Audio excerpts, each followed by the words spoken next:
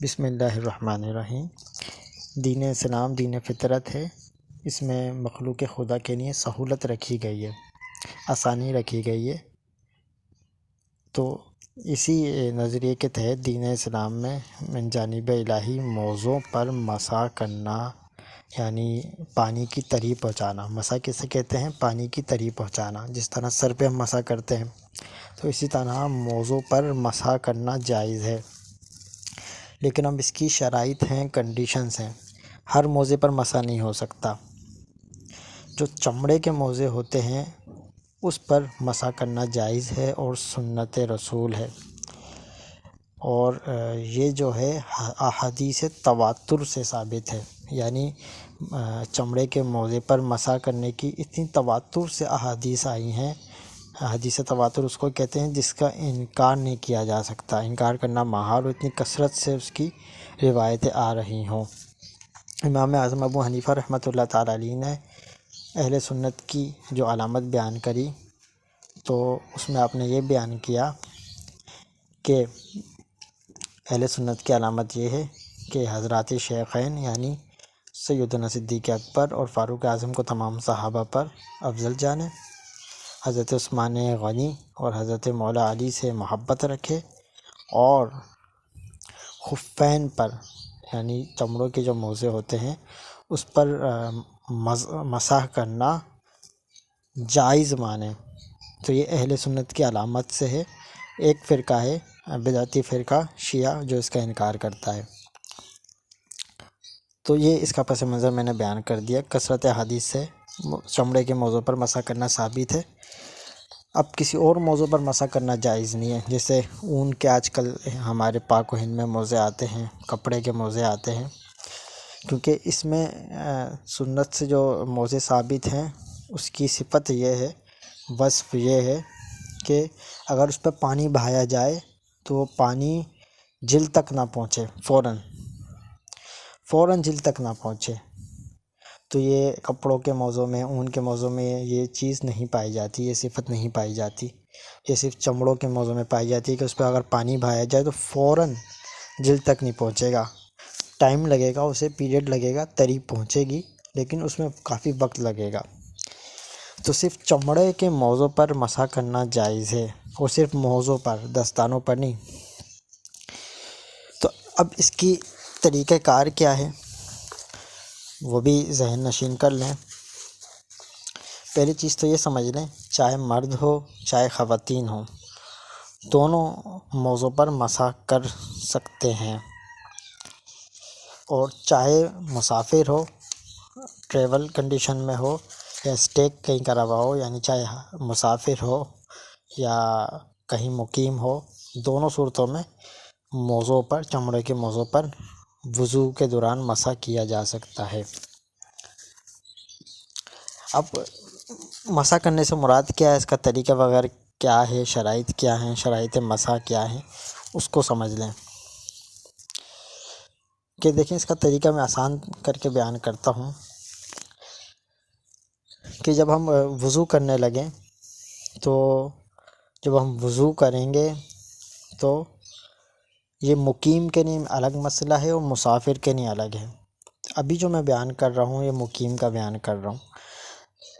جب مقیم یعنی جس نے اسٹے کیا ہوا ہو، حالت شرعی مسافر نہ ہو، اس نے اسٹے کہیں کرا ہوا ہے یا اپنے گھر پر ہے، اور وہ مسح کس طرح اس کے لیے جائز ہوگا موضوع پر، تو وہ وضو کرے۔ اب جب وہ وضو کرے گا تو اپنے پیر بھی دھوئے گا، ٹھیک ہے۔ وضو کرنے کے بعد جس طرح نارمل وضو ہوتا ہے، پیر پہ بھی اسی طرح پانی بہائے گا، ٹخنوں تک اس کو دھوئے گا۔ اس کے بعد پھر وہ یہ چمڑے کے موزے پہن لے۔ مثال کے طور پہ اس نے صبح 7 بجے وضو کیا، اور وضو کر کے جس طرح نارمل وضو ہوتا ہے پھر اس نے موزے پہن لیے چمڑے کے۔ تو اب جب اس کو حدث ہوگا، یعنی جس سے وضو ٹوٹ جاتا ہے، کوئی ایسی چیز صادر ہوگی، تو اب جس ٹائم اس کو حدث واقع ہوا، اس کا وضو ٹوٹا شرعی طور پہ، مثال کے طور پر اس نے 7 بجے وضو کیا تھا، 8 بجے اس کا وضو ٹوٹ گیا۔ اب 8 بجے سے اس کی مدت چمڑے کے موزے پر جو ہم مسح کرتے ہیں اس کی ڈیوریشن، اس کا وقت، اس کا دورانیہ سٹارٹ ہو جائے گا۔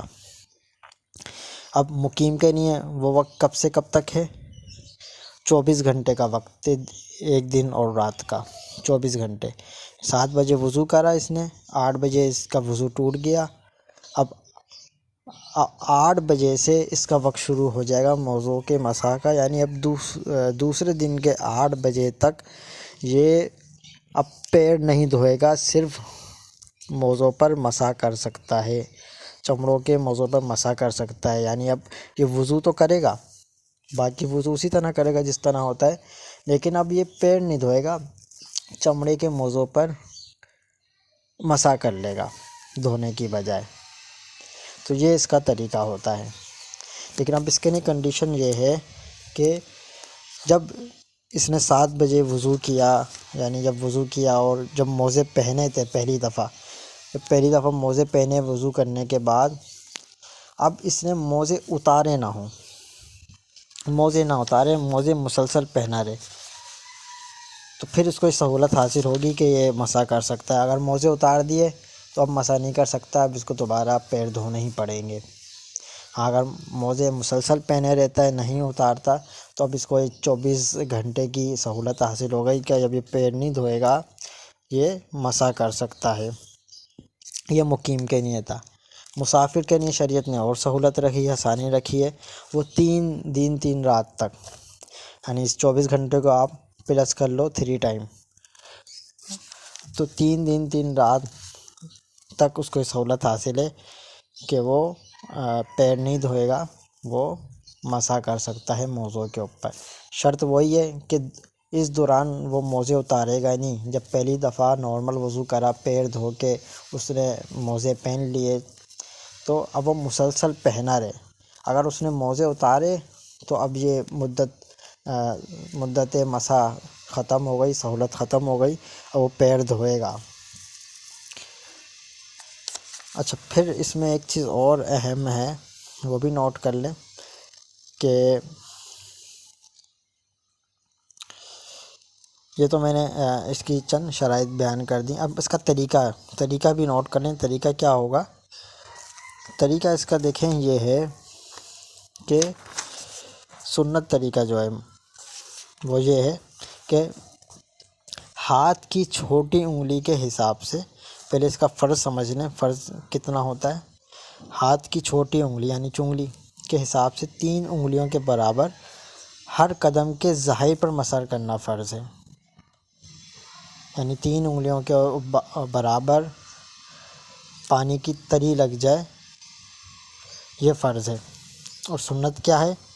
سنت یہ ہے کہ ہاتھوں کی انگلیوں کو کشادہ رکھے، پھیلاتے ہوئے پاؤں کی انگلیوں سے پنڈلی کی طرف کھینچے، پنڈلی کی طرف لے آئے۔ اس کو میں آسان کر کے سمجھاتا ہوں، یعنی اس کا طریقہ یہ ہوگا کہ یہ جو پیروں کا جو ظاہری حصہ ہے اوپر والا، جہاں پہ ناخن ہوتے ہیں، وہ والا حصہ، جو نیچے والا حصہ ہے جو ہم چلتے زمین پر لگتا ہے، یہاں وہ مراد نہیں ہے۔ تو اوپر والا جو حصہ ہے جس طرف ناخن ہوتے ہیں، کہ اس کی طرف یہ ہاتھ، یعنی ناخنوں سے سمجھیں، ناخنوں کی طرف سے شروع کیا جائے گا اور اوپر کی طرف لایا جائے گا پنڈلیوں کی طرف، تو یہ مسح ہو جائے گا۔ ٹھیک ہے، پورا ہاتھ چوڑا کر کے پھیلا کے اس طرح مسح آپ کریں، یعنی پانی کی طرف پہنچا دیں، مسح ہو جائے گا۔ اب نیچے پہنچانا، نیچے ہاتھ ملنا وغیرہ اس کی ضرورت ہی نہیں ہے، ٹھیک ہے، نہ یہ سنت سے ثابت ہے، صرف اوپر ہی حصے پہ ہوگا دونوں پاؤں کے، ٹھیک ہے۔ تو یہ اس کا سنت طریقہ ہے۔ اچھا، چمڑے کے موزے بھی وہ والے ہونا ضروری ہیں، لازم ہیں، شرط ہیں، اس کی کنڈیشن میں ہے کہ جس سے ٹخنے ڈھک جائیں، کیونکہ مختلف قسم کے آج کل چمڑے کے موزے آ رہے ہیں پاک و ہند میں، ہم نے اس کلپ کی ویڈیو میں بھی لگا دیے ہیں، اور وہاں پہ آپ دیکھ سکتے ہیں جو ٹخنوں تک جو موزے آتے ہیں، جس سے ٹخنے ڈھک جاتے ہیں، والے چمڑے کے موزے ہوں تو اس پہ مسح ہو سکتا ہے۔ ہاں، جو ٹخنوں سے نیچے ہوں، کافی ٹخنے بالکل کھلے ہوئے ہوں، اس پہ یہ جائز نہیں ہے۔ اللہ تعالی ہمیں دین کو کامل طور پر سمجھنے کی توفیق عطا فرمائے اور آسانی پیدا فرمائے۔ والسلام علیکم۔